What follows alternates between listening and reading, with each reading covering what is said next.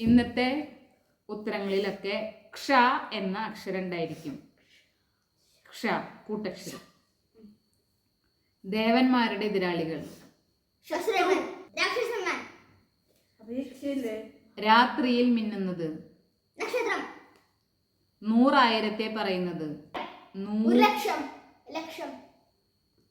പറക്കുന്ന ജീവികൾ. കാത്തിരിക്കാനുള്ള മനസ്സ്. ആരാധനയ്ക്കുള്ള പുണ്യസ്ഥലം. പള്ളി, ക്ഷേത്രം.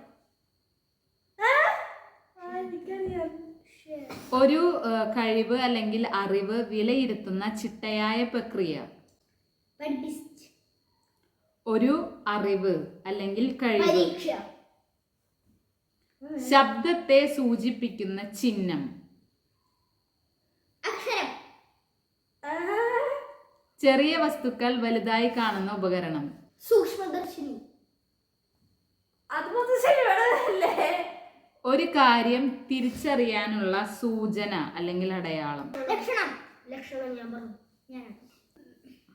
ഒരു വ്യക്തി നേടാൻ ആഗ്രഹിക്കുന്ന ഉദ്ദേശം. എഴുതാനും വായിക്കാനുമുള്ള പ്രാഥമിക അറിവ്.